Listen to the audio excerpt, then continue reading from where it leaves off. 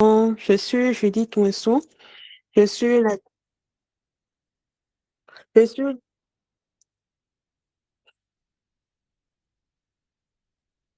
je suis l'actuel leader du programme Discutons Dev de Python Bénin et je suis la modératrice du panel de ce soir.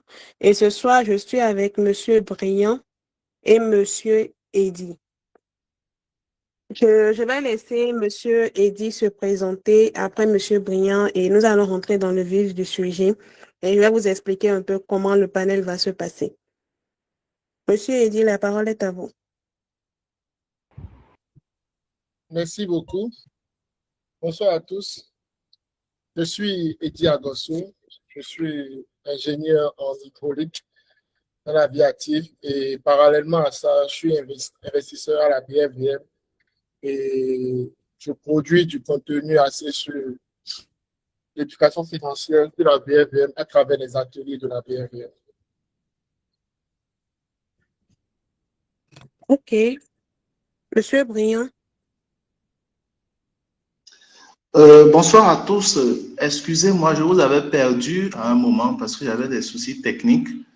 Donc, je ne vous avais pas suivi. OK, je demandais la présentation, une brève présentation de vous avant qu'on ne commence le panel, au fait. Ok, d'accord. Merci beaucoup, Madame Winsou.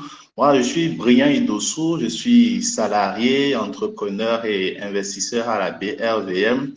Je suis par ailleurs le fondateur de Rich Bourse, qui est une plateforme qui met à la disposition des investisseurs des outils d'analyse et des données fiables pour identifier plus efficacement les meilleures opportunités du marché boursier.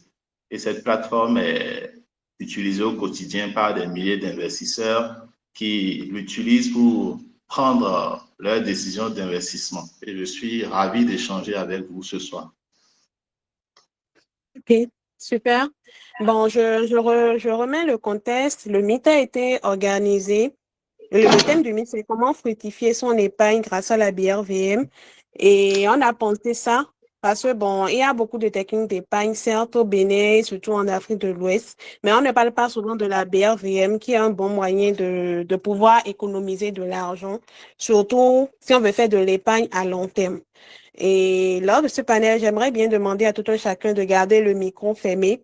Si et c'est pas à vous de poser de questions et autres, de garder le micro fermé. Et si vous avez des questions, laissez dans le chat ou bien attendez qu'on vous donne la parole en levant la main et ça va se faire. Et la discussion sera une discussion open, donc il y aura des questions-réponses. Nous allons laisser les guests qui sont là se présenter et nous parler largement. Vous pouvez noter vos questions et nous allons prendre des questions à la fin du panel ou des fois peut-être en milieu si on n'a pas vraiment su répondre correctement. Donc j'aimerais bien que chacun puisse garder le micro fermé pour qu'on puisse ne pas avoir des interférences. Merci. Donc, pour un début, nous allons commencer avec la définition simple de la BRVM et j'aimerais bien que les deux guests nous expliquent à leur manière qu'est-ce que c'est la BRVM de manière simple et compréhensible pour des utilisateurs lambda comme nous.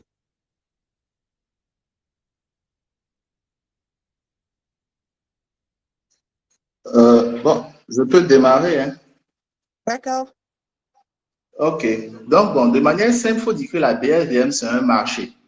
Mais contrairement au marché que nous connaissons où l'on trouve des tomates, des pailles ou d'autres produits, à la BRVM, on trouve plutôt des produits financiers comme les actions et les obligations. Donc, concrètement, quand vous achetez une action, c'est que vous devenez copropriétaire d'une partie de l'entreprise. Et quand vous achetez une obligation, par exemple, vous prêtez de l'argent en échange d'un revenu prévu à l'avance. Et c'est là justement toute la différence entre le marché de la BLVM et les marchés traditionnels. Parce qu'à la BLVM, on n'achète pas pour consommer, on achète plutôt pour investir et pour faire travailler son argent. Donc, pour faire maintenant plus simple, il faut dire que la BLVM, c'est la bourse commune aux 8 pays de l'UEMOA et où les entreprises et les États viennent chercher de l'argent d'un côté et de l'autre côté où les investisseurs comme vous et moi pouvons faire travailler notre épargne. Et il faut retenir un point important, c'est que la BLVM n'est pas réservée aux riches. C'est un outil accessible à toute personne, même avec des moyens modestes qui veut faire travailler son argent. Donc, voilà un peu ce que je peux dire de manière brève sur la BRVM. Ok, merci beaucoup, Brian. Nous allons écouter Eddie. Ok, tout d'abord, je voudrais savoir si, comment on appelle, le mythe est enregistré. Oui, le mythe est enregistré. Ok, d'accord, super. Je pense que M. Richard a déjà tout dit par rapport à la BRVM de Massé de façon simple. Je dirais que d'abord, la BRVM, pour le définir, c'est la bourse régionale des valeurs mobilières de l'espace de l'UEMOA. L'espace de l'UEMOA qui compte 10 pays, le Bénin, le Togo, le Mali, le Sénégal, la Côte d'Ivoire, la Guinée-Bissau et le Niger. Bon, si je n'ai pas oublié un pays, je pense que ça fait les 8 pays. Et c'est ensemble qu'on a un marché commun. Et ça s'apparente au marché de Dantopa. Je prends l'exemple du marché de Dantopa, comme il a bien dit, où il y a des produits, des gens qui viennent acheter des produits et d'autres le vendent et tout, des produits vivriers, cosmétiques et tout. Au niveau du marché de la BRVM, c'est beaucoup plus des actifs financiers, les actions et les obligations qu'on y retrouve actuellement. Voilà. Ok. Vous avez parlé, vous avez donné la définition de la BRVM, je vous remercie. J'aimerais bien que vous nous expliquiez c'est quoi une obligation, c'est quoi une action et c'est quoi la différence entre une obligation et une action, parce que ce sont deux mots qui sont revenus dans vos différentes définitions. Ok, bon, je pense qu'il serait bien, Judith, de passer la parole à un intervenant précis quand vous posez une question. Ok. Bon, comme Monsieur Eddy parlait, je voulais continuer avec lui. C'est pour ça que je n'avais pas sélectionné quelqu'un. Mais bon, comme vous avez la parole, vous pouvez donner la différence entre les différents composants de la BRVM. Ok, d'accord, d'accord. Donc, les composants, bon, c'est vrai que la question on peut l'avoir sous plusieurs angles, parce qu'il y a d'un côté les produits financiers, comme les actions et les obligations dont vous venez de parler, mais d'un autre côté aussi, il y a l'écosystème même de la BRVM, c'est-à-dire les acteurs du marché financier, comme la BRVM elle-même, qui est la place boursière où les titres sont cotés et échangés. Il y a l'AMF, UEMOA, qui est un peu comme le gendarme du marché, qui est chargé de réguler, de protéger les investisseurs. Il y a le DCBR qui assure la conservation des titres et le bon règlement des opérations. Et il y a aussi les SGI, qui sont les intermédiaires obligatoires pour acheter ou vendre en bourse. Et autour de ces acteurs principaux, il y a bien sûr d'autres intervenants comme les SGO, les sociétés de gestion d'OPCVM, les SGP, sociétés de gestion de patrimoine, les entreprises cotées et les autres acteurs qui participent à la vie du marché. Donc, il y a les acteurs dont je viens de parler. Maintenant, les produits financiers, si on revient sur eux, les actions et les obligations. Donc, une action, c'est une part du capital social d'une entreprise. Donc, on achète des actions, on devient actionnaire de l'entreprise et ça nous donne droit de participer aux assemblées générales, de toucher les dividendes lorsque l'entreprise en verse, ainsi de suite. Tandis que les obligations, d'un autre côté, ce sont des types de créances. Donc, souvent, quand on dit bon, on souscrit une obligation, c'est qu'on passe de l'argent, on prête de l'argent soit à un État ou à une entreprise pour l'aider à réaliser ses projets. Et en même temps, de l'autre côté, on reçoit des intérêts, des coupons de manière régulière. Donc, c'est un peu ça. OK. Vous avez dit que action, c'est avoir des parts, être actionnaire dans une entreprise. Obligation, c'est prêter. C'est comme des créances qu'on fait et on a des coupons. J'aimerais bien demander, est-ce que ça nécessite forcément qu'on connaisse l'entreprise? Est-ce que ça nécessite forcément notre intervention physique, par exemple, au niveau de l'entreprise ou qu'est-ce qu'on doit faire concrètement? Ok, bon, ça c'est une bonne question. Déjà, pour investir sur le marché boursier, il faut avoir un compte titre dans une société de gestion et d'intermédiation. Donc, il y en a 39 au niveau de la BLVM. Il y en a par exemple 5 au Bénin. Il y a la LGI Bénin, Africa Bourse, AGI Bénin, United Capital for Africa et BFS. Donc, la première étape déjà, c'est d'avoir un compte. Donc, lorsque vous avez un compte, à partir de ce compte, surtout si vous êtes en gestion libre, vous pouvez passer vos ordres d'achat, que ce soit pour acheter des actions ou pour acheter des obligations. Donc, de manière très simple, c'est comme ça que ça se passe. Avoir un compte et ensuite passer ses ordres de bourse pour acquérir les produits, ces produits financiers-là. Donc, bien entendu, il ne faut pas... Bon, aujourd'hui, avec la bourse en ligne, on peut faire les opérations de chez soi, de sa maison. Au début même, bon, il y a 10 ans, comme ça encore, on passait les ordres par mail. Mais maintenant, grâce aux plateformes que les LGI nous offrent, on peut directement se connecter, passer nos ordres nous-mêmes. Donc déjà, on n'est pas obligé d'être présent physiquement. Je peux être au Bénin, acheter des titres de toutes les entreprises cotées à la BLVM qui sont réparties dans tous les pays de l'UEMOA. Donc, je peux acheter des actions de la Société ivoirienne de banque, par exemple, de BOA Côte d'Ivoire, de BOA Sénégal, ainsi de suite, depuis le confort de ma maison. Donc, je n'ai pas besoin de connaître le DG ou connaître quelqu'un à l'intérieur de ces entreprises-là avant de devenir actionnaire. Merci. Donc, on n'a pas besoin de se déplacer, on note ça. Et j'aimerais bien demander à Eddie, entre actions et obligations, que conseillez-vous à un débutant qui veut rentrer sur le marché de la BRVM? Qu'est-ce qu'on doit acheter quand on est au début?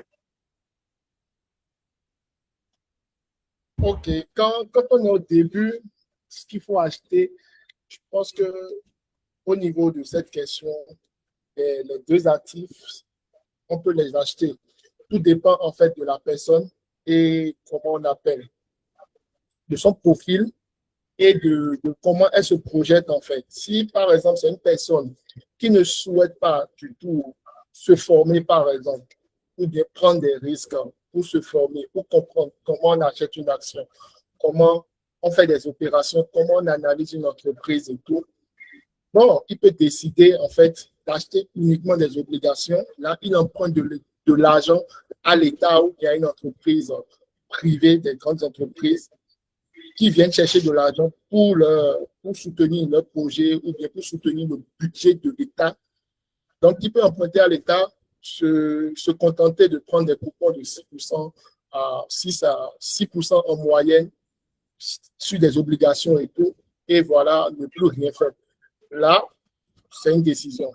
Maintenant, s'il souhaite mieux comprendre comment les choses fonctionnent et avoir, en fait, être plus actif, en fait, il peut décider de se former, de se former et d'apprendre comment faire pour acheter des actions et faire des rendements assez plus intéressants et être plus actif sur le marché, en fait. Donc, pour un débutant, il faut retenir que ça dépend de la personnalité de la personne et de son souhait, en fait, par rapport à ce qu'on lui propose et comment il voit les choses. OK, merci. Bon, en résumé, c'est acheter des obligations, si tu prends moins de risques qu'acheter des actions. Si tu veux aller vers les actions, il faudra se former au marché boursier, prendre des formations, prendre des cours, s'informer au fur et à mesure. C'est bien ça. Oui, c'est bien ça. À moins que la personne délègue en fait son compte en gestion en gestion, comment on appelle, en gestion déléguée à sa SGI qui pourra lui gérer ça sous une rémunération de entre 1 à 2% l'année et tout. OK. Si cette personne doit gérer elle-même, je pense qu'elle doit être outillée pour pouvoir le faire, au risque de ne pas comprendre ce qu'elle fait. D'accord. Vous avez parlé de SGI, les sociétés de gestion d'intermédiation, et je pense que Brian aussi en avait parlé. Quel est le rôle exact de ces structures? Comment bien les choisir? Ça va que bon, je peux confier la gestion de mon argent à telle ou telle personne.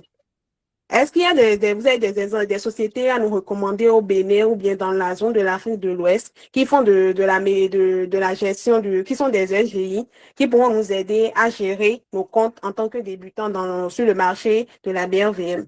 Je vais laisser Brillant parler et après vous allez compléter. J'aimerais bien écouter l'avis de vous deux. Ok, merci beaucoup, Judith.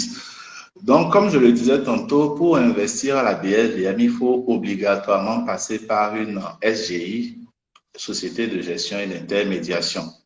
Donc, la SGI, c'est simplement l'intermédiaire entre vous et le marché. Donc, elle ouvre votre compte titre, c'est elle qui transmet vos ordres d'achat et de vente, même si vous avez la possibilité de les saisir sur leur plateforme. C'est leur plateforme qui permet de router les ordres vers le marché. Et elle peut aussi vous accompagner selon son niveau de service. Donc, autrement dit, la SGI, c'est vraiment votre porte d'entrée vers la bourse. Maintenant, comment bien choisir une SGI? Il y a plusieurs critères essentiels. Il y a par exemple la simplicité des démarches déjà pour ouvrir le compte, pour contacter la SGI et dialoguer avec elle. Il y a la clarté des frais aussi, les frais que la SGI prélève. Il y a la qualité du service client. Et il y a aussi la réputation qui est très, très importante. Et aujourd'hui aussi, un critère qui est aussi important, c'est la disponibilité d'une plateforme en ligne pour suivre son portefeuille et passer ses ordres. Bon, donc je l'avais déjà dit aussi, à la BRVM, il y a 39 SGI. Bon, la plupart sont en Côte d'Ivoire, mais au Bénin, on a aussi la chance d'en avoir quand même 5. Il y en a 5 au Bénin. Il y a la SGI Bénin, il y a AGI Bénin, Africaine de gestion et d'intermédiation, Africa Bourse, BFS et UCA. Maintenant, ce que moi je recommande souvent pour le choix des SGI, c'est de ne pas hésiter à les contacter. Parce que, bon, là, par exemple, au Bénin, il y en a 5, puisque parfois, les impressions peuvent varier d'une personne à une autre. Une personne peut dire, oh, j'ai apprécié telle SGI, c'est la SGI Bénin, d'après moi, qui est la meilleure. Déjà, souvent, quand ils disent que c'est une SGI qui est la meilleure, ils n'ont pas essayé les autres pour savoir réellement ce qu'il en est.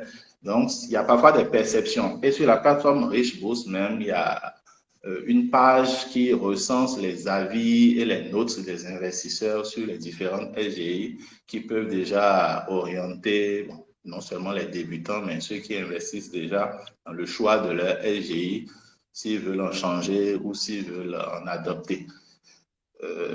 Donc, bon, déjà choisir une bonne SGI, c'est bien démarrer son investissement.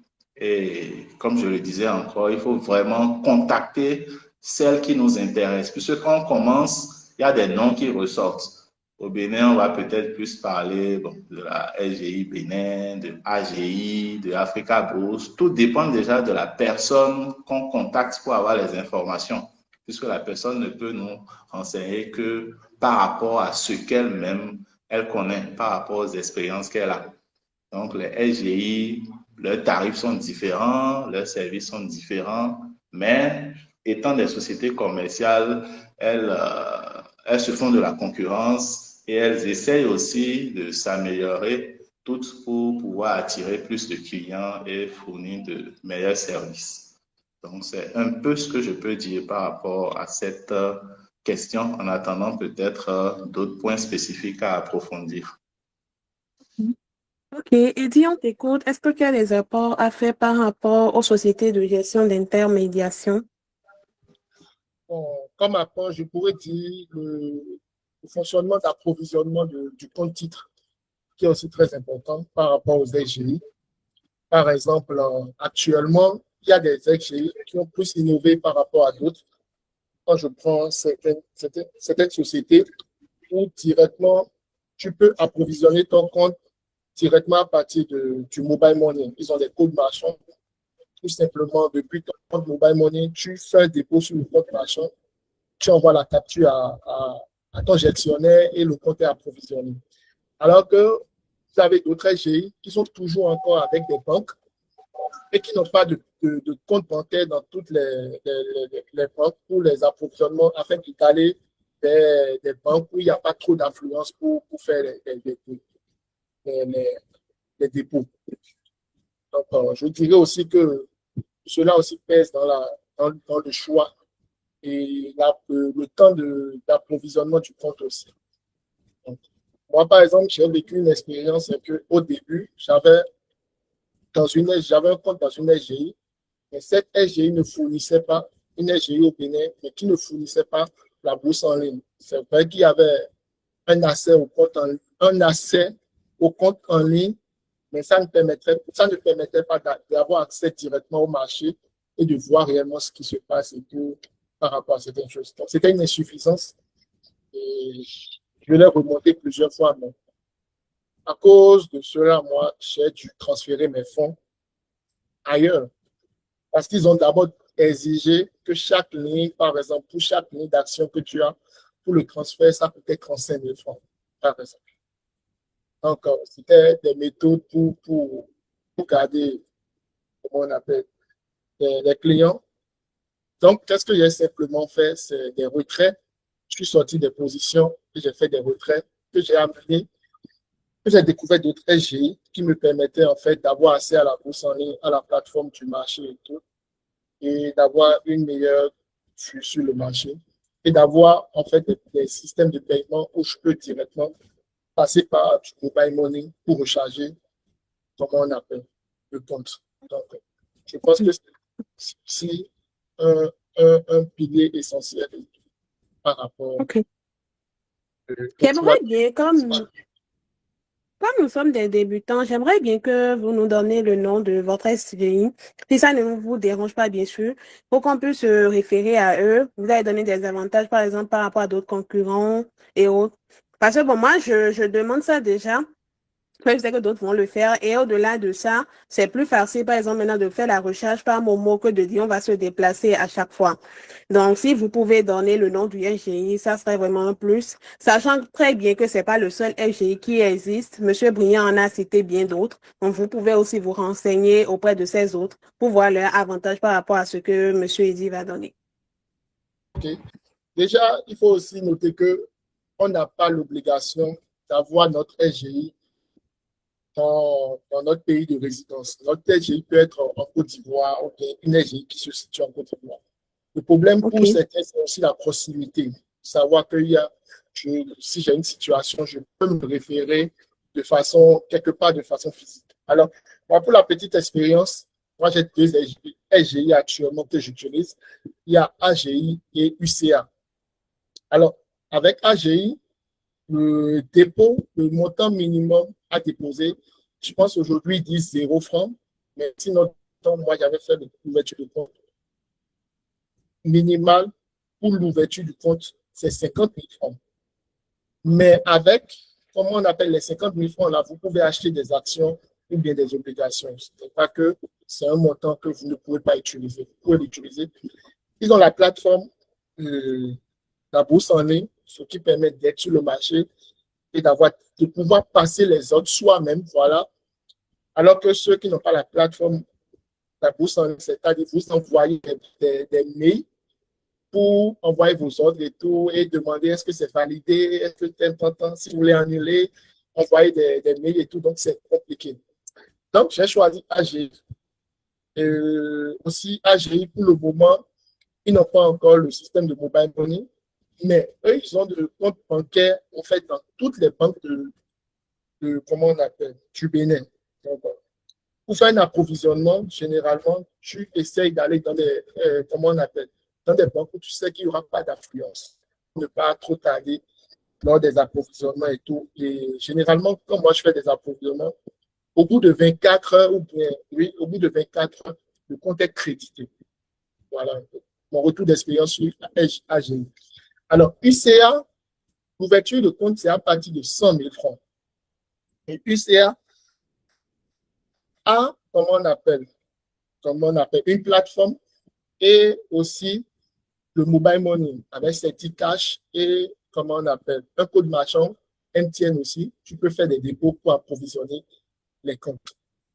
Donc, voilà un peu mon retour d'expérience sur 2 SGI au Bénin.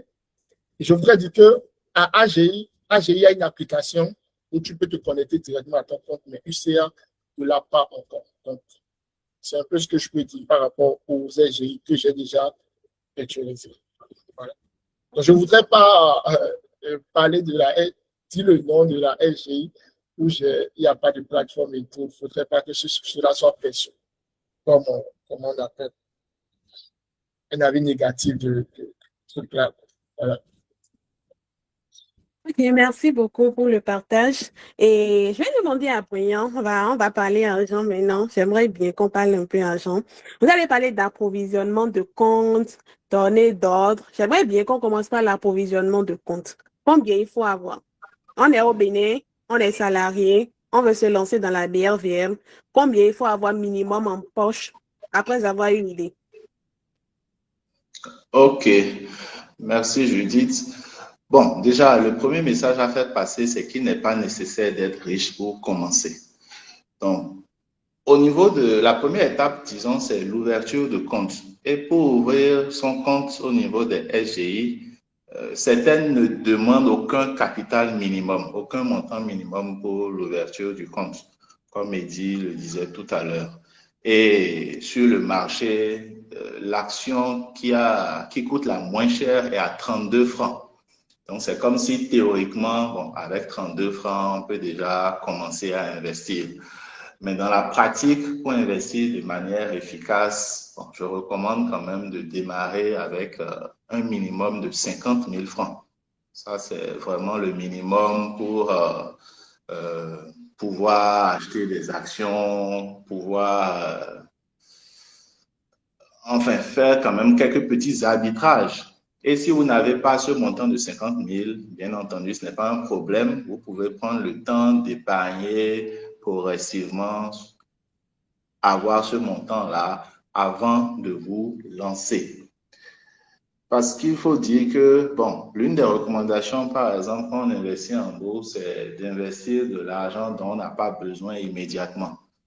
Donc, je suppose que peut-être après ce talk, certains ont envie d'investir, ils n'ont qu'une épargne de 50 000 ou de 40 000. Il ne faut pas qu'ils prennent tout pour aller investir directement. Parce que, bon, il y a l'épargne, il y a plusieurs manières de catégoriser les capitaux qu'on a avant d'aller en bourse pour justement ne pas faire certaines erreurs, être obligé de vendre ces titres financiers à perte pour régler des urgences, ainsi de suite. Donc, voilà, avec 50 000 déjà, on peut commencer. Et pour approvisionner son compte, bon, Eddy parlait d'approvisionnement par les applications mobile money ou aller déposer, faire les dépôts aussi dans les comptes bancaires. Moi, personnellement, je ne suis pas allé dans une banque ou autre depuis plusieurs années pour approvisionner mes comptes au niveau des SGI. Je les fais toujours par virement. Donc, la banque dans laquelle j'ai mon compte courant a une interface en ligne qui me permet de faire des virements. Donc, il suffit de faire un virement vers mon compte titre, d'envoyer ensuite un courrier à ma gestionnaire de la SGI pour l'informer que j'ai fait un virement et mon compte en bourse est automatiquement crédité. OK. Donc, il faut avoir un minimum 50 000. Et je tiens aussi à ajouter aux interventions que la BRVM, c'est une épargne à long terme. Donc, le but n'est pas de quitter ici, de prendre vos épargnes et de tout mettre dedans. Il faudra vraiment réfléchir et se poser avant de pouvoir commencer ça. Maintenant, vous avez parlé de 50 000. OK, j'ai 50 000. J'ai fait la création de compte. J'ai approvisionné mes comptes. Quelle est la fréquence à respecter pour pouvoir approvisionner les comptes? Est-ce que je crédite mes comptes toutes les semaines ou bien c'est quand j'ai la possibilité de créditer ou bien c'est par semaine, il faut le faire? Est-ce qu'il y a une obligation par rapport à ça? J'aimerais bien que Eddy nous réponde par rapport à cela. Alors, je dirais que c'est, comment on appelle, il faudra l'illustrer comme une boule de neige, en fait. Une boule de neige qui roule, c'est-à-dire c'est un petit truc, et au fur et à mesure qu'elle roule, en fait, ça grossit, en fait. Ouais. Donc, l'essentiel, quand on commence avec 50 000 ou bien avec un petit montant, ce n'est pas de s'arrêter uniquement à ce montant et se dire, bon, voilà, je vais faire des performances incroyables avec cela. Non. Le but, c'est de commencer avec ce petit montant et d'être régulier dans un système d'approvisionnement pour permettre au compte ou bien pour permettre à son portefeuille de grandir. Voilà, c'est le mot de grandir et de grossir. Parce que 10% de 1 million et 10% de 10 millions, ça ne donne pas le même résultat. Vous voyez? Donc, quand on a un compte, par exemple, de 50 000 ou bien d'un montant donné, il faut regarder sur la base de ses revenus et de son épargne, qu'est-ce qu'on est prêt à mettre de côté en termes d'investissement à la bourse. Ça peut être par mois, ça peut être par trimestre, ça peut être par semestre, ça peut être annuel.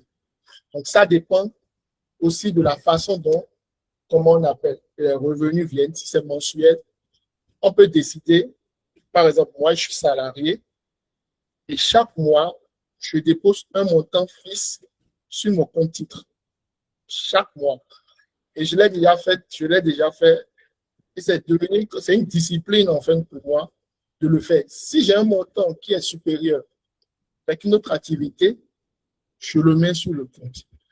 Et comme ça, je permets à mon compte, en fait, de grandir, d'avoir plus d'actions et d'avoir une valorisation plus importante à l'avenir. Donc, c'est aussi, pour le faire aussi, c'est de se projeter à long terme.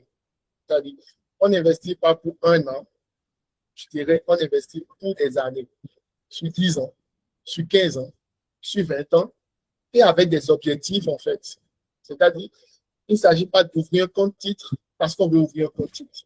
Parce que avant, qu'est-ce que nos parents faisaient? Quand nos parents commençaient par travailler, en fait, systématiquement, le premier réflexe qu'ils ont, c'est d'acheter un terrain dans la bourse à 200 000, 250 000, 300 000 et tout. Et ils achètent plusieurs terrains comme ça. C'est-à-dire quand ils ont des moyens, tout le temps, d'autres achètent des terrains et tout. Et quand vient l'approche de la retraite, où un enfant veut aller à l'étranger pour étudier, ou bien comment on appelle, les situations de santé viennent, ou bien la retraite est proche, c'est là les parents commencent à avoir certains terrains qui ont pris de la valeur dans le temps pour pouvoir résoudre ces situations-là. Donc, c'est un peu, en fait, une similitude, en fait. Aujourd'hui, les terrains, par exemple, les prix de tes terrains évoluent très vite aujourd'hui. Donc, donc d'autres sont aussi un peu réticents à acheter des terrains aussi. Donc, investir et approvisionner son compte, c'est d'augmenter sa valorisation pour que dans le futur, dans les années à venir, en fait, ce soit un objectif et tout, pour pouvoir, comment on appelle, le réaliser, et utiliser une partie de ces fonds pour pouvoir réaliser ce projet ou de ces objectifs-là. Donc, il est important de démarrer et de pouvoir, comment on appelle, approvisionner pour augmenter le capital sur le marché et tout, afin d'être plus consistant dans l'avenir. Voilà. Okay. J'aimerais bien donner 2 exemples et vous écouter. Quel est le mieux conseiller? Je suis salarié, j'ai pu avoir, peut-être je gagne 120 000, j'ai pu prendre 50 000, déjà avec mes économies, tout et tout, j'ai créé mon compte titre, je vais me mettre à la BRVM. Est-ce que, par exemple, j'approvisionne mon compte tous les mois de 10 000, chaque mois je mets 10 000 dans mon compte titre. Est-ce que c'est mieux conseillé de faire comme ça? Ou bien j'attends, je cotise à côté et par chaque 3 mois, par trimestre, je mets 50 000 dans mon compte titre. Quelle est la meilleure manière d'approvisionner dans ces 2 cas-là, par exemple?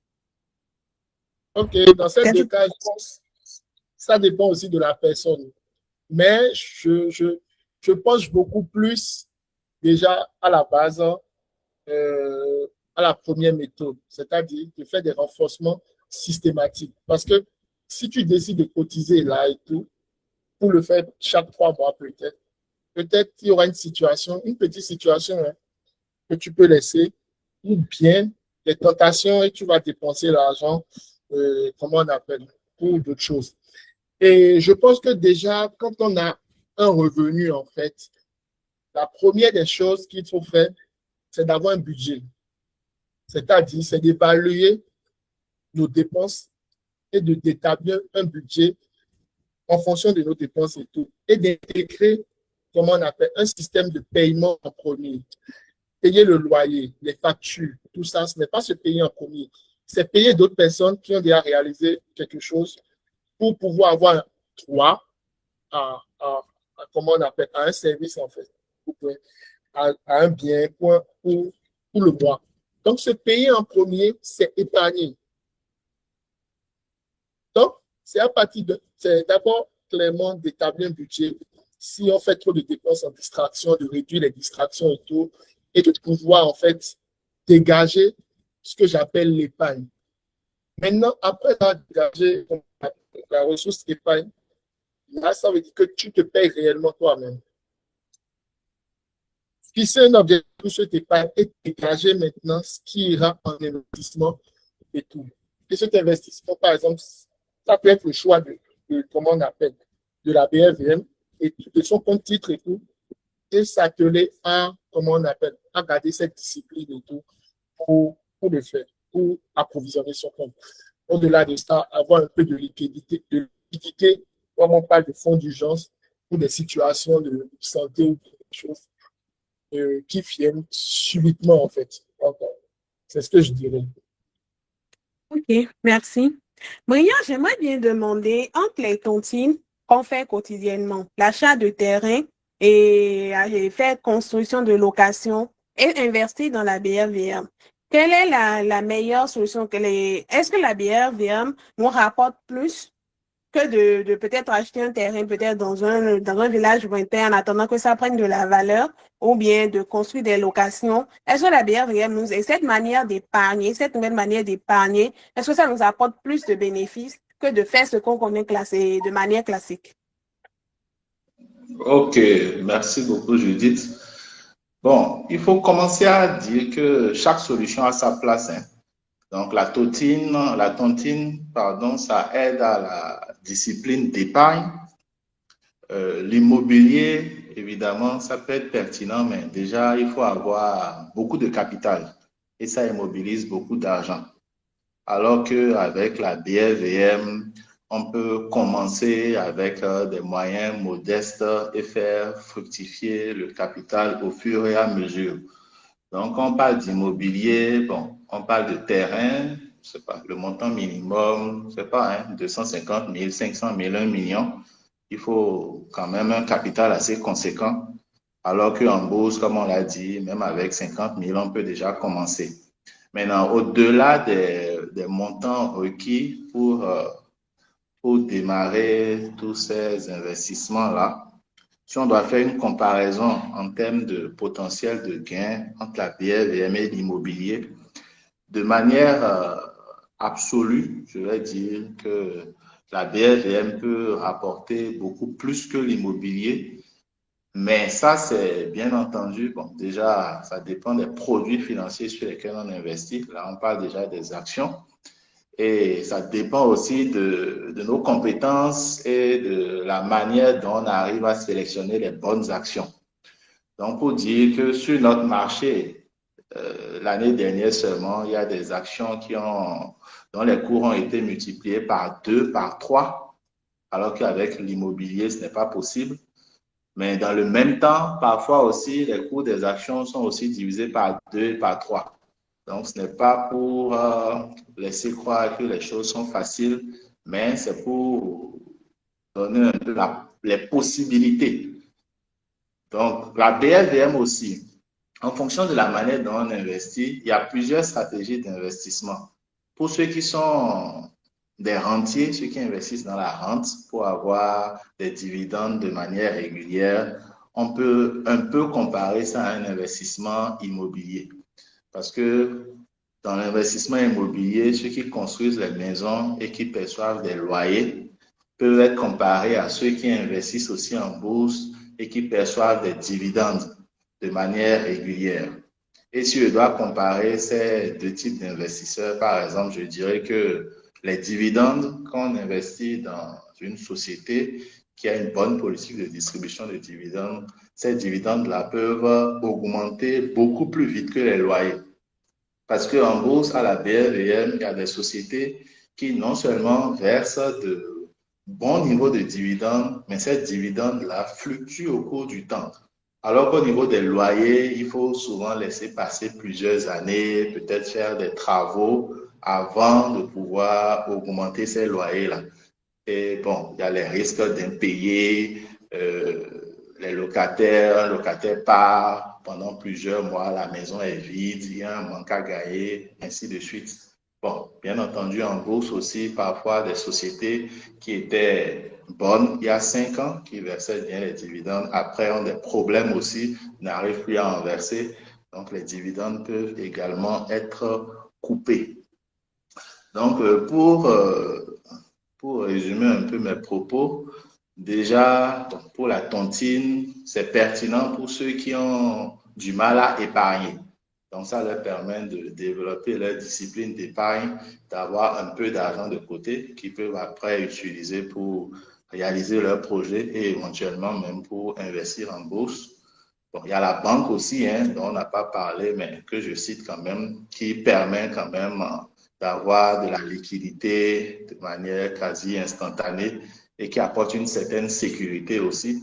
Donc déjà, la banque, c'est mieux de déposer son épargne en banque que de le laisser sous le matelas. Parce que là-bas, déjà, il y a les 3,5% d'intérêt. Donc l'immobilier qui peut être pertinent pour ceux qui ont déjà un certain niveau de capital. Et enfin, la bourse qui offre la possibilité d'avoir la hausse des valeurs de nos titres, ce qu'on appelle la plus-value, et aussi des revenus réguliers, ce qu'on appelle les dividendes. Donc, quand on investit bien, bon, moi je dis souvent, un investisseur moyen peut s'attendre à faire un rendement de 10% en moyenne par an. Donc, s'il investit 100 000 francs, il peut s'attendre à gagner 10 000 francs par an. Maintenant, bon, avec l'intérêt composé, c'est 10 000, même s'il ne touchait pas l'année qui suit, ça fait 110 000 francs, ça fait 11 000 d'intérêt, ainsi de suite. Mais ça, c'est l'investisseur moyen. Il y a les investisseurs beaucoup plus proactifs, compétents, qui peuvent aller à 15%, 20%, même 50%. Il y a des investisseurs qui ont fait des performances de 100% l'année dernière. Mais bon, dans le même temps, certains perdent aussi de l'argent. Donc, il y a plusieurs paramètres à prendre en compte. Et ça dépend du profil de chacun, de nos préférences, de la manière dont on sait gérer l'une ou l'autre chose. Mais la bourse, vraiment, c'est quelque chose qui rapporte quand on sait investir. Voilà. Vous avez parlé de rendement, vous allez parler de paie d'argent. J'aimerais qu'on parle d'abord du positif, le rendement. J'ai mon compte, j'approvisionne chaque 10 000, si je trouve 15 000, chaque mois, j'approvisionne. Vous avez parlé de rendement. Déjà, c'est quoi le taux de rendement d'une action? C'est quoi le taux de rendement d'une obligation? Est-ce qu'on est obligé de prendre forcément des obligations? Est-ce qu'on est obligé de prendre forcément des actions? Est-ce qu'on peut mélanger les deux au niveau de mon compte titre, prendre des actions, prendre des obligations en même temps? Comment ça se passe? J'aimerais bien que vous nous parliez de ça. OK. D'accord. Donc, lorsque vous ouvrez votre compte, si vous avez opté pour la gestion libre, c'est-à-dire dans le cas où vous choisissez de gérer vous-même le compte, vous avez la possibilité d'acquérir toutes sortes de produits financiers selon votre profil, selon vos goûts, selon vos objectifs. Donc, vous pouvez mélanger au sein de votre portefeuille les obligations, les actions. Il y a même d'autres produits, les fonds communs de placement. Voilà. Donc, les obligations, souvent, les intérêts sont entre, je dirais, 4% et 8% la plupart du temps. C'est souvent dans cette marge-là. Bon, certains ont légèrement dépassé même 8% l'année dernière. Donc, disons 4 à 9% à peu près pour les obligations. Maintenant, avec les obligations, ce qui est bien, c'est que le taux d'intérêt est connu à l'avance, puisque quand une société lance un emprunt obligataire, dans la note d'information qui est publiée, il y a toutes ces informations-là. Le montant recherché, le taux d'intérêt, la période de versement, toutes les informations sur les obligations sont connues à l'avance. Et le coût unitaire d'une obligation, c'est à 10 000 francs. Donc, pour les actions, par contre, c'est assez variable. Voilà, c'est ce que je vais dire, c'est assez variable. Déjà, une action, par exemple, une action, vous pouvez l'acheter à 1000 francs, peut-être en début d'année, et à la fin de l'année, l'action sera déjà à 2000 francs, par exemple. Donc là, ça vous ferait un rendement de 100% uniquement sur la plus-value si vous revendez les actions à 2000 francs. Si je fais fi des frais, bien entendu. La même action achetée à 1000 francs en début d'année peut se retrouver aussi à 500 francs en fin d'année. Et vous aurez aussi perdu 50% de votre investissement. Donc là, vous voyez que bon, c'est le choix, la manière dont on choisit même l'action qui est très importante. Maintenant, si je dois aller plus loin, l'action achetée à 1000 francs en début d'année qui va à 2000 francs en fin d'année peut l'année suivante revenir encore à 1000 francs. Donc, tant que vous n'avez pas vendu à 2000, quand ça revient à 1000 francs, c'est comme si vous n'avez rien gagné en termes de plus-value. Et pareillement aussi, l'action qui était à 1000 francs, qui part à 500, si vous ne vendez pas à 500, ça peut remonter à 1000 francs, aller même à 1500. Donc, c'est pour ça que certains voient que les actions sont un peu plus risquées à cause de cette volatilité-là. Mais ça, c'est la première manière de gagner de l'argent avec les actions. Et c'est, bon, je ne vais pas dire c'est difficilement prévisible, mais c'est variable selon la société dans laquelle on a investi. Donc, je ne peux pas, par exemple, dire que quand on investit dans les actions, on peut avoir 5%, 10%, 15%, 20% de manière garantie. Ça dépend de la société, ça dépend du moment où vous avez acheté les actions et de plein d'autres paramètres. Maintenant, à part le côté plus-value qui se concrétise, se matérialise quand on vend une action qui a monté, ainsi de suite, il y a aussi le côté dividende. Donc, les dividendes, ça, ce sont des revenus un peu plus passifs et plus ou moins plus prévisibles aussi. Donc, la même action achetée à 1000 francs, peut-être que cette société-là, dans sa politique de versement de dividendes, elle baisse par exemple 10%, je vais dire, de ses revenus. Et les 10%, ça fait 100 francs. Donc, vous avez acheté l'action à 1000 francs, on vous laisse 100 francs de dividendes par action. Et ça, ces 100 francs-là, vous recevez ça automatiquement sans avoir à vendre votre action. De manière passive, vous recevez les 100 francs. Et l'entreprise peut par exemple décider l'année qui suit d'augmenter les dividendes. De 100 francs, il passe à 120 francs, il passe à 140 francs, ainsi de suite. Donc, sur notre marché, il y a des entreprises qui, en moins de 10 ans, ont triplé, quadruplé le montant des dividendes qu'ils versaient. C'est-à-dire que l'entreprise qui versait peut-être 100 francs de dividendes il y a 10 ans, aujourd'hui verse 400 francs de dividendes. Donc, les 1000 francs que vous aviez acheté pour l'action vous rapporte aujourd'hui 40% de rendement. Donc, c'est bon, c'est vrai que à l'oral comme ça, c'est pas toujours évident pour un débutant de bien cerner toutes ces notions-là. Et c'est ce qui effraie parfois les gens et les retiennent de venir sur le marché de la bourse. Mais si vous commencez à investir, ces notions-là deviendront beaucoup plus claires. Et avec quelques exemples concrets, on vous montre sur les graphiques comment ça fonctionne. On vous montre un tableau de répartition de dividendes, d'évolution au fil des années. Ça peut vous permettre de mieux comprendre ces notions-là et de mieux les apprécier. OK. J'aimerais bien, et j'ai une question déjà, avant qu'on ne continue. C'est par rapport au rendement dont vous êtes en train de parler. J'ai investi mes 1000 francs en début d'année. L'entreprise dans laquelle j'ai investi a dit qu'on aura à la fin de l'année, et à la fin de l'année, peut-être ça a valu 2000 francs. Donc, en plus des 2000 francs, j'aurai chaque mois les dividendes qui sont versés par l'entreprise. C'est ça, en plus de la valeur à la fin de l'action que j'ai achetée. C'est les deux j'aurai. Ou bien c'est seulement les dividendes j'aurai. En fait, l'entreprise, par exemple, peut dire, moi, je verse mes dividendes le 25 mai. Donc, tous ceux qui détiennent l'action le 25 mai vont percevoir les dividendes. Si vous aviez déjà vendu vos actions avant le 25 mai, vous n'allez pas les percevoir. Si vous ne les aviez pas non plus, vous n'allez pas les percevoir. Donc, c'est un peu comme ça que ça fonctionne. Les dividendes sur notre marché sont, bon, pour la plupart, hein, quasiment maintenant, c'est devenu une norme. Toutes les sociétés qui font ces dividendes le font une seule fois par année, à une date précisée bien à l'avance. Donc, si vous achetez, je reviens sur l'exemple de 1000 francs, si vous achetez l'action à 1000 francs en début d'année, en janvier par exemple, l'entreprise informe déjà qu'elle va verser ses dividendes en mai. Si vous avez toujours votre action en mai, vous percevez peut-être les 100 francs de dividendes et vous pouvez choisir maintenant de vendre votre action en juin ou autre.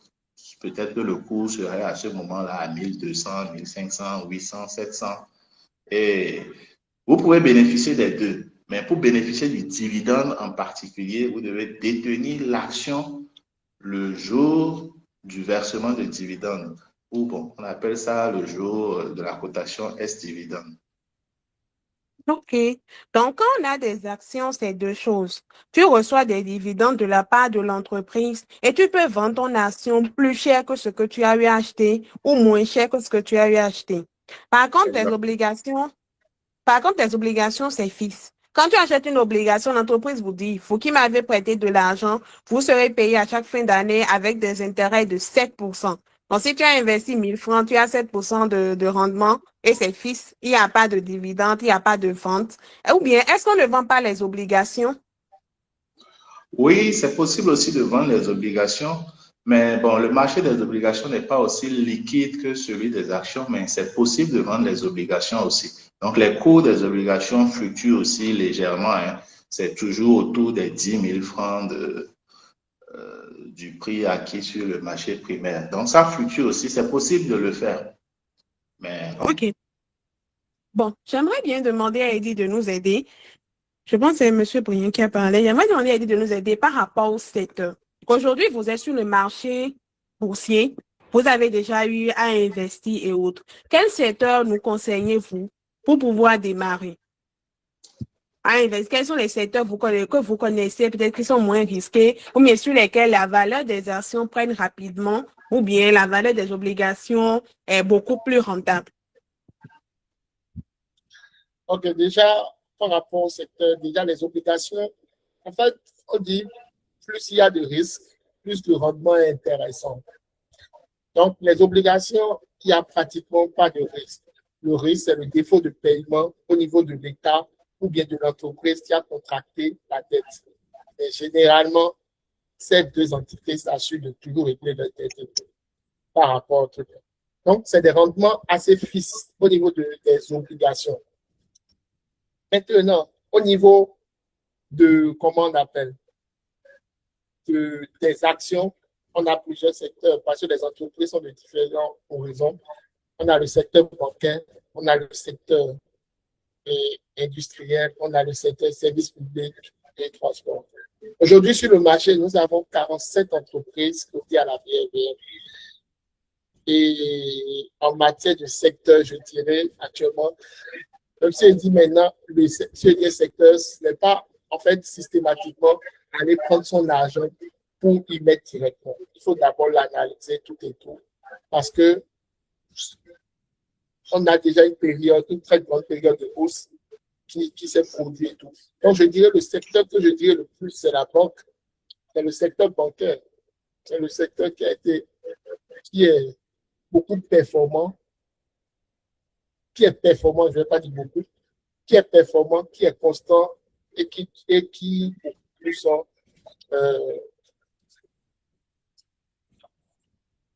qui beaucoup plus être constant dans sa performance et tout, actuellement. Et tout. C'est ce que je dirais. Je parlerai du secteur bancaire, voilà. Par exemple, OK. je peux comme exemple les BOA. Comment on appelle un instant? BOA du Bénin, puisqu'on est au Bénin, quand je regarde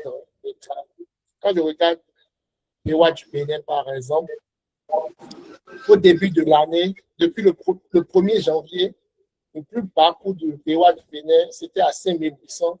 Aujourd'hui, c'est à 8 000 actuellement. Bon, 7 350. Bon, en un an, c'est comme depuis le 1er janvier, 3 mois écoulés, un trimestre déjà passé. C'est quand même une valorisation de 20%. Capital investi. Et quand on va plus loin, c'est des valorisations plus importantes et tout.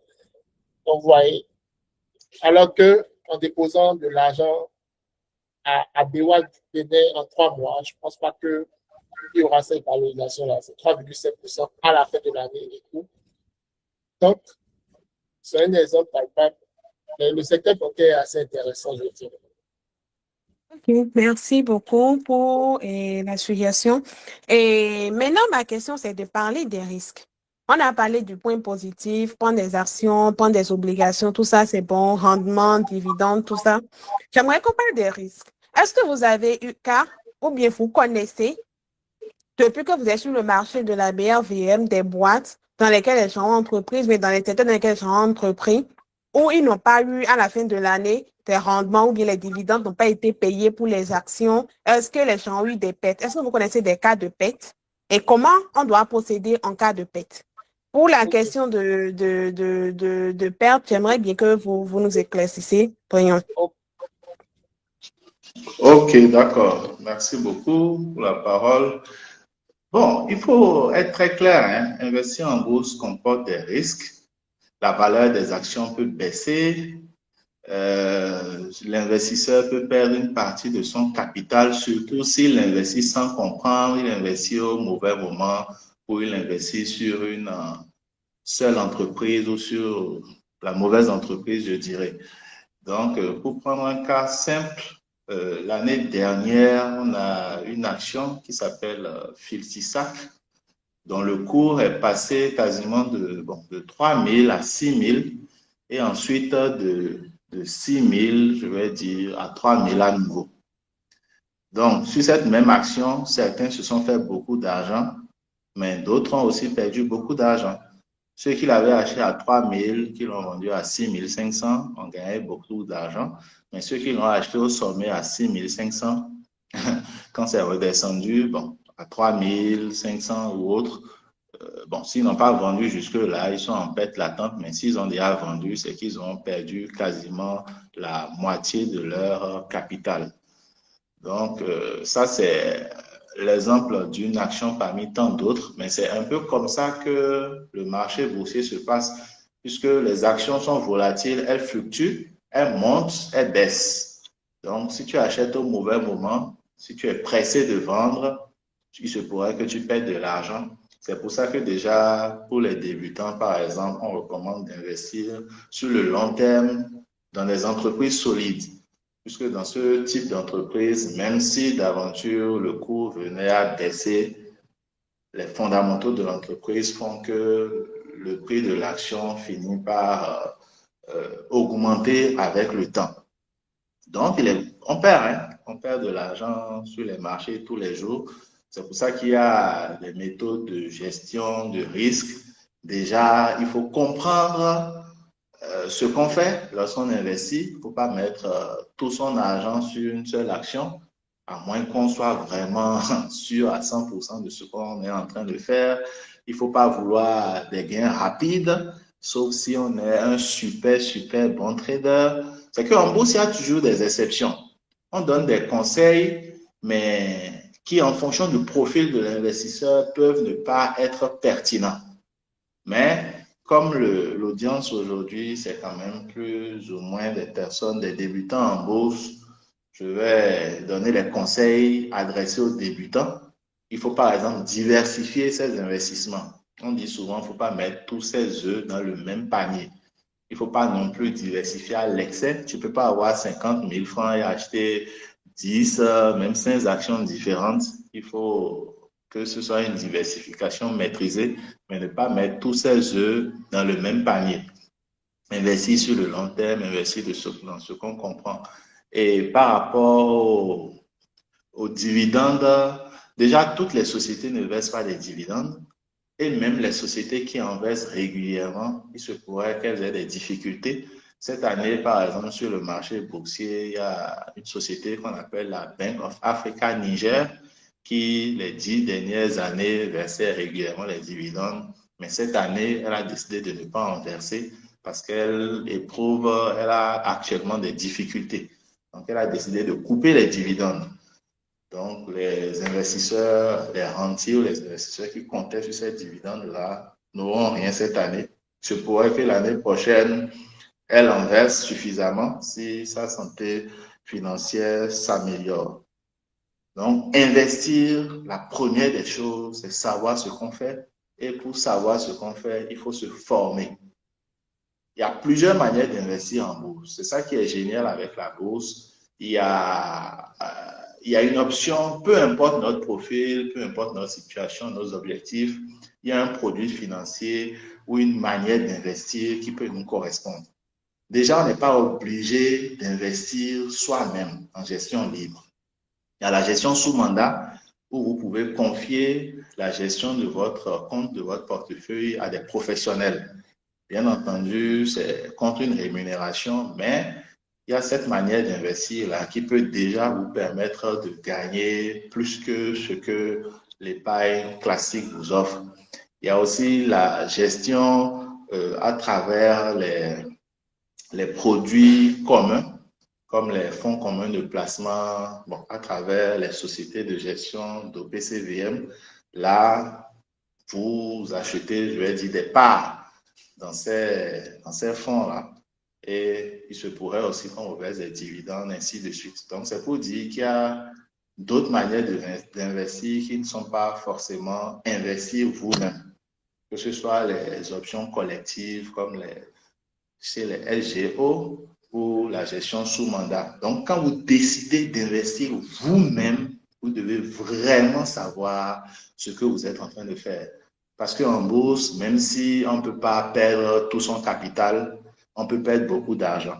Parce qu'il y a des règles qui protègent quand même les investisseurs sur le marché boursier. Il y a une règle très importante et intéressante, par exemple, qui fait que les cours de bourse d'une action ne peuvent pas fluctuer de plus ou moins 5%, plus ou moins 7,5% au cours d'une séance de cotation. C'est-à-dire, si vous achetez une action qui était à 1000 francs en début de journée, en fin de journée, ne peut pas dépasser 1075 francs ou être en dessous de 925 francs. Donc, avec cette petite règle-là, vous ne pouvez pas voir votre capital s'évaporer du jour au lendemain. OK. Voilà, Maintenant, donc c'est un peu ça. OK, vous avez parlé dans votre explication, vous avez parlé de gestion par soi-même, gestion. Je croyais que quand on souscrit au niveau des SGI, ils sont censés nous gérer les comptes, acheter les obligations, acheter les actions. Est-ce Ah non, que c'est leur rôle, non? ça ne se passe pas tout à fait comme ça.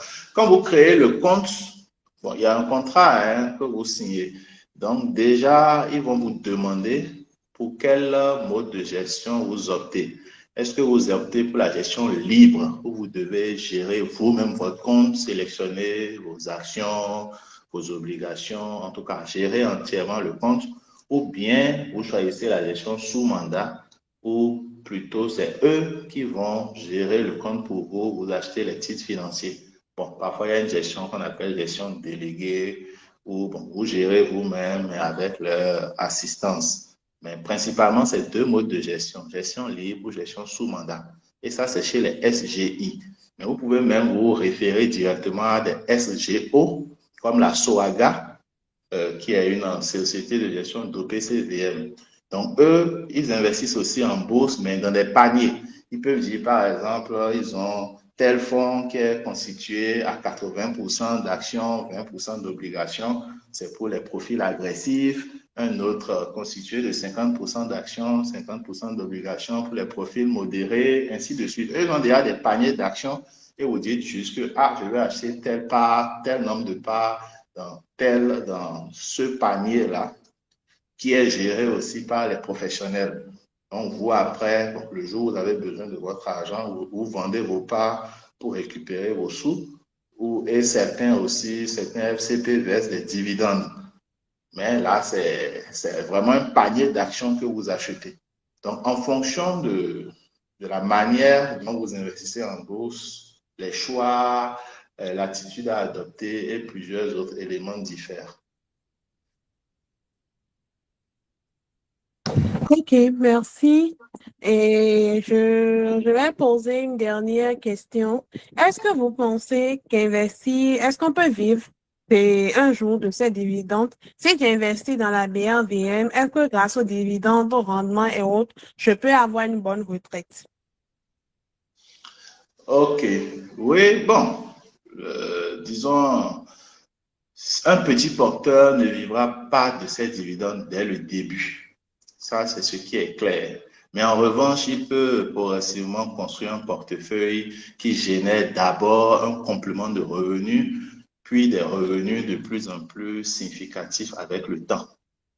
Donc, bon, les dividendes, c'est comme un arbre fruitier, hein. Au départ, on plante, on entretient, on attend, et un jour, l'arbre commence à produire des fruits très, très sucrés, très délicieux.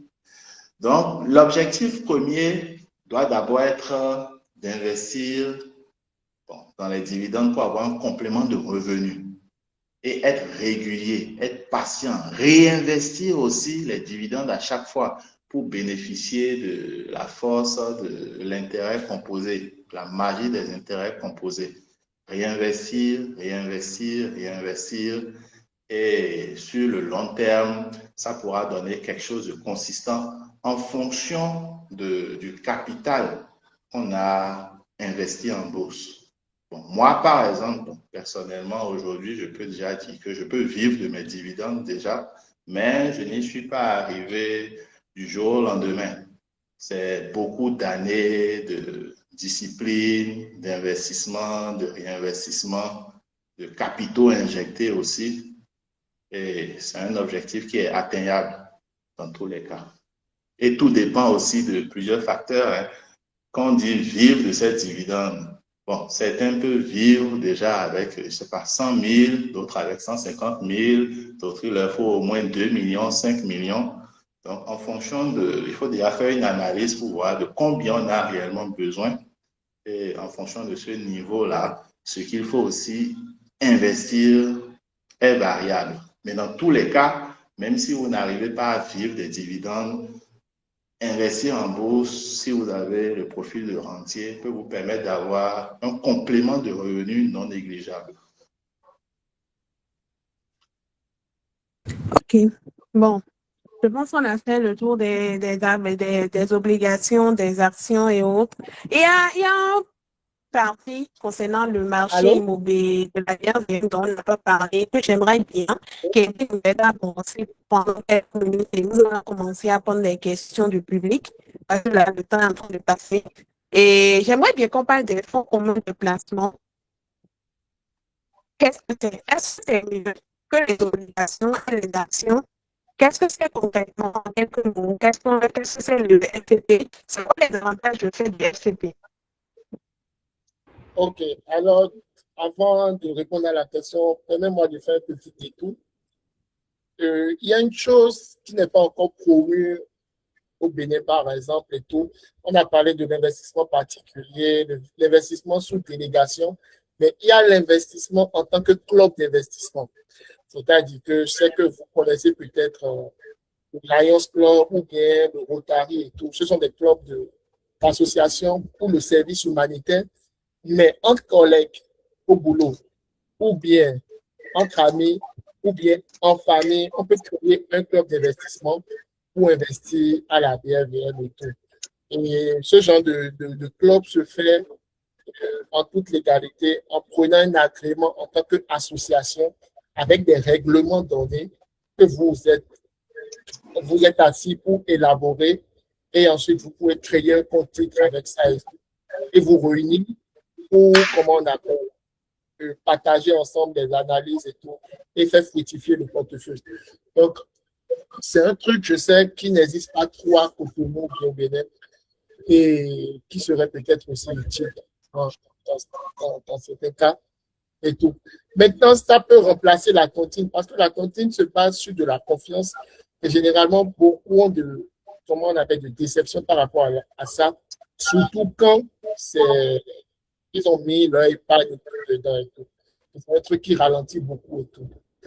Alors, la question de est-ce qu'on peut vivre de cette dividende ou bien, je dirais, est-ce qu'on peut vivre de ces investissements à la bourse? Je dirais que la question, pour cette question, il n'y a aucun doute qu'on peut le faire et que moi, je vois déjà des gens le faire, en fait. La première des choses, comme l'a dit, comment on appelle, comment on appelle, M. Briand, c'est un objectif qu'il faut avoir sur du long terme, sur 10 ans ou bien 20 ans, et commencer très tôt. Parce que celui qui épargne plus tôt ou qui investit plus tôt a une performance qui est plus intéressante que celui qui commence tardivement ou bien à un âge vraiment élevé avec le temps. Donc, c'est une question de discipline, c'est une question de performance aussi, de se projeter dans une performance. Aujourd'hui, je pense même, c'est une question de performance et tout. Et aujourd'hui, il y a des communautés de bourse, des groupes WhatsApp et tout. Et moi, je vois qu'il y a des gens qui partagent leur portefeuille et ceux qui sont sur leur portefeuille, c'est vraiment consistant. Et ça a été bâti dans le temps. Et je peux parler dans une communauté où un ami qui a fait passer, qui a un portefeuille en 10 ans, qui est de près de 100 à 150 millions, qui se chiffre à près de 150 millions, qu'il a fait en espace de 10 ans. Et voilà, au niveau de, par exemple, au niveau du forum, du salon de l'épargne et de l'investissement en Côte d'Ivoire, il y a un monsieur qui a témoigné qui disait que lui, il renforçait son compte chaque mois de 25 000 francs. Aujourd'hui, 20 ans plus tard, il a un portefeuille qui a 10 millions. Donc, s'il a un portefeuille qui a 10 millions et qui prend en termes de dividendes même 10%, je dirais, parce qu'il aura certainement, je dirais, qu'il aura des actions à des prix bas, ça fait déjà 7 millions l'année. Donc, avec 7 millions l'année, je pense, divisé par 12 ans, ça fait déjà un revenu de près de 600 000 le mois. Donc, alors qu'il n'est pas encore allé à la retraite. Et ça, c'est, comment on appelle, le pouvoir de l'intérêt composé. Et pour y arriver à ce niveau, ce n'est même pas une question de beaucoup de moyens, par exemple. Il y a un outil que moi j'utilise généralement pour montrer ça sur, comment on appelle, Richboost, que j'utilise très bien. Si de calcul d'intérêt composé. Si un dépôt minimum de 1 million, par exemple, et que vous déposez 50 000 par mois avec un rendement qui est constant en moyenne de 15%, ce qui est tout à fait possible, c'est que vous avez un portefeuille au bout de 20 ans, comme ça, ou de 15 ans, qui pourrait avoisiner 80 millions. Et ça, ce n'est pas que aujourd'hui, aujourd'hui, 10 ans vient de passer très rapidement et on aura un autre président. Donc, 14 ans passera très vite et tout. Donc, c'est commencer plus tôt et en fait, avoir l'engouement par rapport à ça. Vraiment avoir cet engouement et tout. Et cette envie de performer et tout. Je connais aussi un autre ami aussi qui, aujourd'hui, a un portefeuille qui est très performant, qui fait tout thème, mais qui est très performant et qui gagne aujourd'hui, au bout de, je pense, 3 ans d'expérience, ou de 4 ans aujourd'hui, qui fait plus que son salaire, comment on appelle, en tant qu'infirmier. Aujourd'hui, il forme les gens au niveau de la BFM. Pourtant, il était infirmier avant. Donc, Le marché financier, je sais qu'on a répondu à plusieurs choses. Ça peut sembler compliqué pour certains. Ça peut sembler, comment on appelle, oui, il faut avoir, comment on appelle, des diplômes et tout. Non, même pas. Tant que tu sais lire, écrire et faire quelques petits calculs, en fait, tu peux investir naturellement en bourse, en fait. Voilà ce que je dirais. Maintenant, parlons des fonds communs de placement. Ok. Personnellement, pour les fonds communs de placement, bon, pour la petite expérience que les gens disent et tout, moi, mais je n'ai pas encore fait une expérience des fonds communs de placement. C'est parce que je n'ai jamais investi dedans. C'est des paniers où tu achètes une part et tout, et tu peux le vendre et tout. Maintenant, il y a des fonds communs de placement qui sont assez uniquement obligations. Ça veut dire qu'il n'y aura pas réellement une performance sur les obligations. Le coupon est déjà connu et tout. Il y a des fonds de communs de placement qui font le mixte obligations, actions, et il y a d'autres qui font les actions.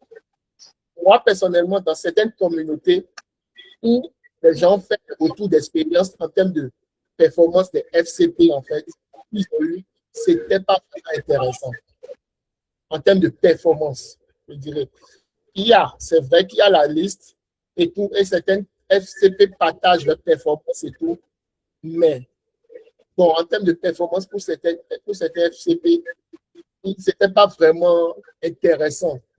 Et à cause de ça, ils ont liquidé leur part et ils ont géré leur portefeuille eux-mêmes et se retrouvent avec des résultats très intéressants et mieux par rapport au FCP. Parallèlement aussi aux gestions sous mandat aussi, celle-ci, un constat, c'est que, bon, je ne sais pas si c'était parce qu'on était dans une période un peu baissière, mais le constat aussi, c'est que ce n'est pas pour dénigrer des SGI, hein, mais le constat, c'est qu'au niveau même de cela aussi, il y a des gens qui ont eu des retours un peu négatifs et aujourd'hui, c'est eux-mêmes qui gèrent leur portefeuille. Et c'est ce que moi, personnellement, je recommande aux gens, c'est de gérer eux-mêmes leur portefeuille. Et ce n'est pas compliqué de le faire et tout. Vous n'avez pas besoin d'avoir un bac plus 5 en analyse financière ou bien tout ça. Et tout, juste dans la lecture et tout, et pouvoir faire des calculs et tout. Et avoir l'envie de performer et l'envie d'investir. Parce que c'est un milieu où on rencontre beaucoup de personnes assez intéressantes, des partages d'intérêt, des partages d'expériences très, très, très favorables et tout. Et voilà un peu ce que je peux dire. Ok, merci beaucoup. Et je vous ai perdu à un moment donné, mais bon, quand même, j'ai vu que j'ai pu répondre et j'ai pu rejoindre à temps. Et je vous remercie pour les différents partages. J'aimerais bien vous demander si vous avez des ressources à nous partager en tant que débutant dans le domaine de la BRVM. J'espère que vous me recevez, hein? Oui, très bien. Ok. Donc, si vous avez des ressources à nous partager, n'hésitez pas à partager les liens dans le groupe. Je vais partager d'abord en tant que débutant. Je pense que le site Richeboost, déjà, il y a beaucoup d'informations. La liste des sociétés, la liste des SGI et l'actualité sur les entreprises de la BFVM, l'IWA Bénin, etc. Maintenant, quand vous allez sur YouTube aussi, il y a la page Richeboost où il y a aussi des formations qui ont été partagées et tout. Et au niveau de cela, je pense. Okay. Et Monsieur Brignan, si vous avez des ressources à nous partager aussi, vous pouvez nous partager les liens dans les messages, au niveau de la partie message, s'il vous plaît. D'accord, ok. J'avais eu des problèmes avec mon ordinateur, donc je vais me connecter. Ok. Je sais pas, avec la connexion, j'ai du mal à recevoir tout le monde.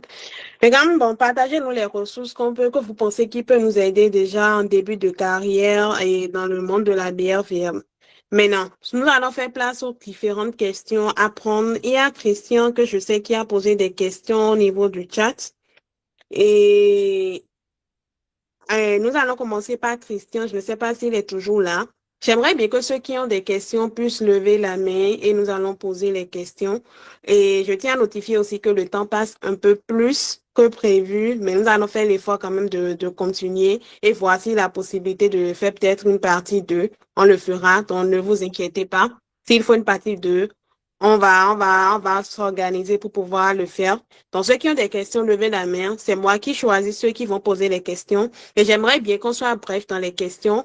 Et si tes réponses ont été déjà dites, c'est la question que tu veux poser. Si les réponses et la réponse a été donnée précédemment, tu peux t'abstenir de reposer la même question afin qu'on puisse gagner dans les temps. Donc, il y a Christian qui avait posé des questions dans le chat. C'est parce que j'ai plus le message du chat que je demande à Christian. Donc, Christian lève la main. Il y a Nicole qui a levé la main. À part Nicole, il y a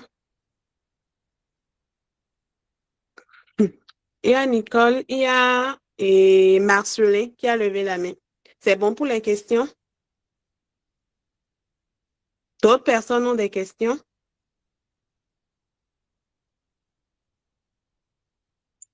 OK.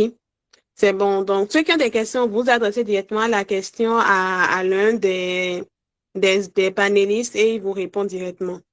Non, vous ne laissez pas les questions dans les chats. Vous allez ouvrir votre micro et parler quand je vais vous appeler. C'est pas Christian veut commencer. Tu adresses ta question directement au guest concerné ou bien à qui tu veux adresser la question et on te répond dans les plus brefs délais. Merci beaucoup. Christian, t'écoute. Ok, bonsoir, merci pour la parole. Donc, je ne me rappelle pas du nom comment dire, de nos panélistes, vous m'en excusez, mais je vais adresser la question à celui qui peut répondre va m'aider à avoir plus d'éclaircissement. Donc, j'étais venu un peu en retard et la première des choses que je voudrais savoir, c'est déjà, est-ce qu'on a une application qu'on utilise pour s'inscrire et pour contacter, par exemple, un gestionnaire de compte. Donc ça, il faut déjà qu'on sache comment rentrer en contact avec le marché boursier. Si c'est pas une application, dites-nous où la télécharger. Si c'est un site, dites-nous quel site et où, comment s'inscrire. Parce que je suis venu un peu en retard, j'ai pas suivi ça. Maintenant, l'autre chose, c'est que comme tu l'as mentionné plus tôt, moi, j'ai pas vraiment assez d'informations pour démarrer. Moi, j'aimerais faire une formation. Si vous pouvez me conseiller ou prendre cette formation-là, déjà, je serais content. Donc, voilà mes deux questions. Merci.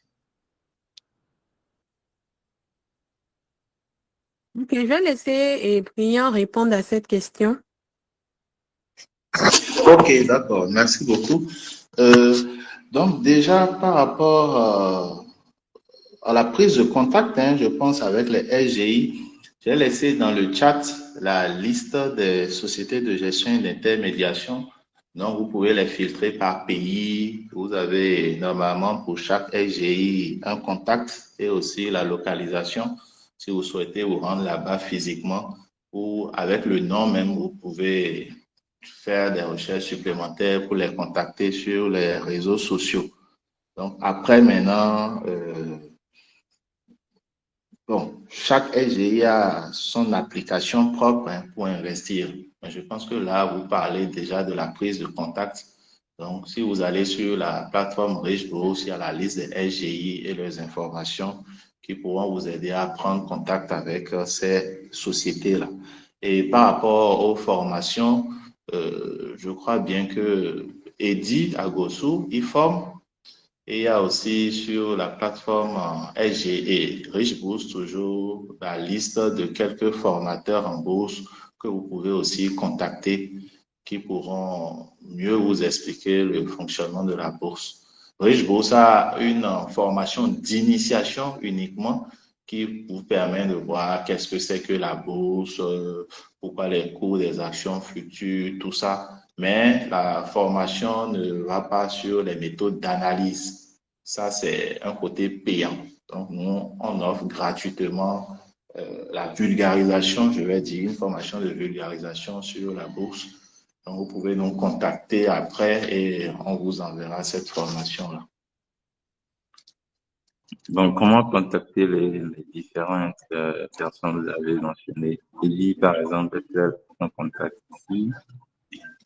Bon, là, j'ai laissé le contact de Rich Bourse dans le chat.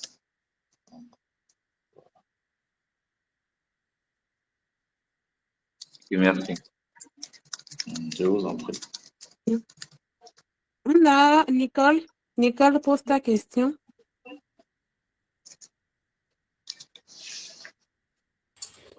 Oui, merci pour les interventions de nos deux guests.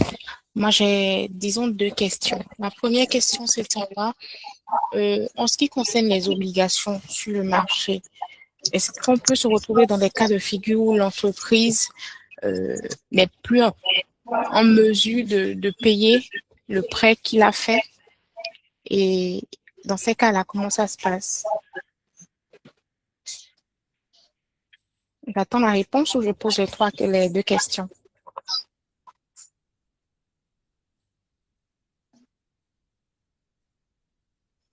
Attendez, vous m'entendez? Oui, ok. Donc, j'enchaîne les questions après, qui pourra me répondre. Alors, à part ça, sur le critère du choix de l'entreprise où je veux investir, si je suis débutant, est-ce qu'il y a des critères pour choisir l'entreprise dans laquelle je veux investir, que ce soit acheter des actions ou des obligations? Et voilà, c'est les deux questions que j'ai pour le moment. Merci. Ok. Judith, ton micro est fermé. Oui, c'est Eddie qui répond. C'est à cause de ma connexion, j'essaie de rester. Je me bats vraiment avec la connexion actuellement. Ok, Eddie, tu peux nous aider à répondre aux questions de Nicole, s'il te plaît? Ok, je vais y aller. Alors, par rapport au défaut de paiement, au niveau d'une entreprise qui a emprunté de l'argent ou bien de l'État, bon, personnellement, il n'y a pas encore eu cette expérience, en fait, sur le marché. Personnellement, je n'ai pas encore vécu cette expérience et tout. Toutefois, quand une obligation est validée, en fait, il y a des assurances qui sont derrière cela aussi, qui sont assurées. Et il faut savoir aussi que c'est un système, en fait, le système des obligations au niveau de l'État et tout, c'est un système qui, qui, qui contraint, en fait, beaucoup plus aux États ou bien les entreprises de ne pas avoir de défaut de paiement. Peu importe ce qui se passe, en fait, les États trouvent le moyen de rembourser leurs emprunts. Et c'est pour cela aussi les emprunts qu'ils font aussi, c'est ajuster, c'est étudier et tout pour être dans une situation de remboursement et tout. Sinon, comment on appelle le coût d'intérêt, la prochaine fois sera élevé et tout ça. Et voilà. Par exemple, je vais donner un exemple. On a, au niveau du Sénégal, actuellement, il y a depuis un moment une situation où il y a eu des dettes qui sont cachées. Et il fallait, quand ils étaient à une échéance de paiement comment on appelle, d'une partie de cette dette au niveau de l'international. Donc, ils ont eu eu recours à des obligations au niveau du marché pour pouvoir, comment on appelle, rembourser ces emprunts-là et tout, pour être dans un délai et ne pas subir, en fait, les coûts de risque ou bien, comment on appelle, une perte de confiance de leur signature de crédit, en fait. Voilà. Donc, il y a ça. Voilà, il y a cette. Donc, il n'y a pas vraiment de risque à se faire. Mais le risque zéro n'existe pas. Hein. C'est comme si tu achètes un terrain, tu te dis, bon, mon terrain, j'ai un TF et tout, je suis assuré, tout et tout, je ne pourrais pas avoir, comment on appelle, de risque, et l'État vient te prendre ton terrain pour, comment on appelle, pour utilité publique. Et voilà. Donc, au niveau de cette situation, il n'y a pas trop de soucis à se faire. Maintenant, au niveau de, comment on appelle, les actions, pour acheter une action, c'est comme je vais acheter un terrain. Quand je vais acheter un terrain, on me propose un terrain et tout, je ne me lève pas systématiquement pour aller remettre l'argent à celui qui me vend le terrain. Je vais visiter, je vais voir si c'est un emplacement stratégique, si, comment on appelle la zone, c'est une zone agricole ou bien c'est une zone qui est en cours de viabilisation, je vais me renseigner à la mairie pour savoir si effectivement c'est le propriétaire, le réel propriétaire du terrain, tout ça. Donc, au préalable, je fais en fait une enquête et tout pour savoir et pour une analyse. Donc, de la même façon, quand on veut acheter des actions aussi, il faut analyser l'action. Il faut analyser l'entreprise et tout, parce que je ne viens pas juste remettre de l'argent ou bien truc là. Il faut analyser pour prendre une décision. Et à partir de ton analyse, il y a des outils d'analyse et tout. C'est à partir de cela que tu prends une décision. Je voudrais donner un cas, par exemple, le cas de la loterie nationale du Bénin, où on a eu, comment on appelle, le premier l'offre publique du gouvernement d'un montant donné, où le prix de l'action était à 4 800. Honnêtement, quand on a reçu le document de l'entreprise qui faisait l'état de la situation de l'entreprise et tout, nous, on a toujours dit que le coût de l'action de la loterie nationale est cher. À 4 800, c'est vraiment cher. 4 800, c'est vraiment cher. On a discuté de ça pendant un moment et tout. Et aujourd'hui, on est en train de voir les résultats. Aujourd'hui, l'action a perdu en valeur près de 25% actuellement. C'est vrai. Peut-être dans le temps, ils peuvent, comment on appelle, performer pour avoir un résultat assez intéressant pour pouvoir, comment on appelle, réellement, pour que le prix de l'action prenne de la valeur. Mais sinon, c'est une action où je pense que ceux qui ont investi dedans actuellement sont en fait latentes. Maintenant, la seule chose, l'autre chose aussi, c'est que quand on lance un OPV comme ça ou bien une entreprise, puisque dans l'environnement immédiat, on a l'habitude de voir cette entreprise, de voir les véhicules de cette entreprise, tout et tout, on se dit que voilà, c'est un jackpot et parfois il y a des gens avec l'émotion ou bien la sensation de vraiment s'enrichir rapidement ou bien de gagner de l'argent, se mettre directement ou même mettre beaucoup d'argent pour acheter ou bien pour participer à l'OPV là. Et parfois, c'est vraiment bon. C'est vrai, il y a des OPV qui se sont bien passés, mais actuellement, pour la loterie nationale, pour ceux qui détiennent l'action, c'est vraiment chaud. C'est vraiment chaud.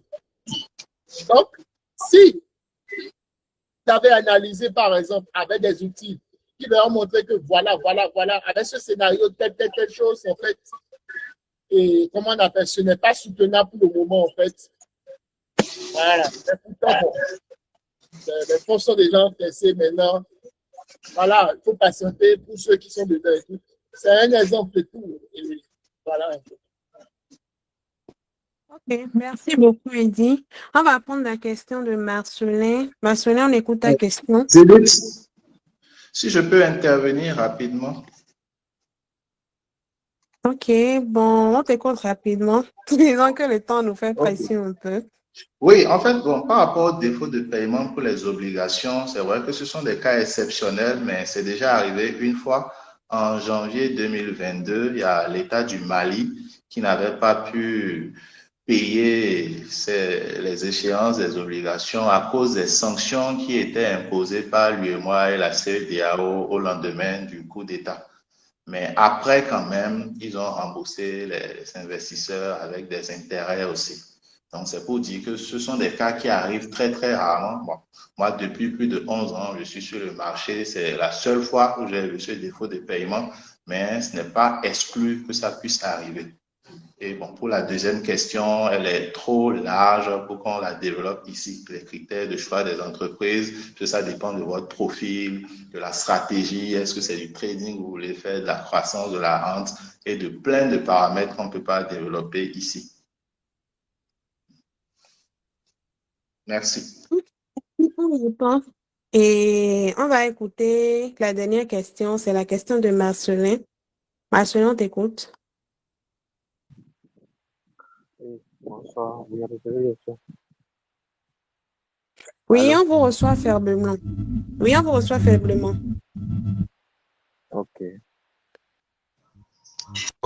Parlez un peu Et plus fort, s'il vous plaît. ok, vous me recevez maintenant et bonsoir, je suis Maxwell Gesso. Ce que j'aimerais demander, c'est est-ce que c'est possible comme que les intervenants, ceux qui sont en train de nous expliquer, là, puissent nous dire le plan de formation, si on doit quitter le zéro pour un profil quand même acceptable pour être investisseur à la bourse. Merci. OK, bon, pour cette question, je pense qu'ils ont laissé leur contact. Il y a Eddie qui fait des formations, vous pouvez le contacter. Ils ont laissé leur numéro WhatsApp.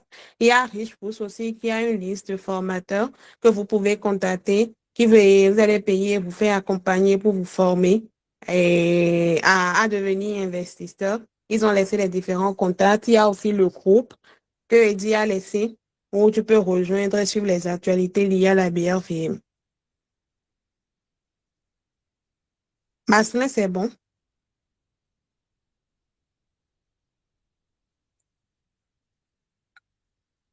Recevez, tu es là? Oui, c'est bon, Edith. Merci. Merci beaucoup. Oui, oui, c'est bon. Merci beaucoup. OK. Bon, on est à la fin. On est à la fin du panel. Je vous remercie tout un chacun d'être resté jusque-là. On a vu que le sujet vous a vraiment intéressé. On est ravis que vous soyez restés jusqu'à la fin. Je tiens à remercier les différents panélistes, en tout cas les deux guests, Monsieur Brignan et Dochou et Eddie Agossou, d'avoir pris de leur temps pour nous éduquer par rapport à la BRVM. Et on espère fortement que vous allez vous lancer vraiment dans cette nouvelle manière d'épargner. Et la replay, beaucoup ont demandé si il y aura une replay. Il y aura une replay sur la chaîne de Python Bénin. Abonnez-vous là-bas. On publie souvent les mythes, les panels qu'on fait au niveau de la communauté. Donc, sur YouTube, il y a la chaîne de Python Bénin sur laquelle vous pouvez voir la replay. Au cas où vous aurez besoin de réécouter ce qui a été dit pour vous lancer. S'il n'y a pas d'autres rapports, nous sommes vraiment à la fin du panel. On vous remercie et je demande à l'équipe du discutant Dev de rester en ligne pour un débrief. Merci beaucoup.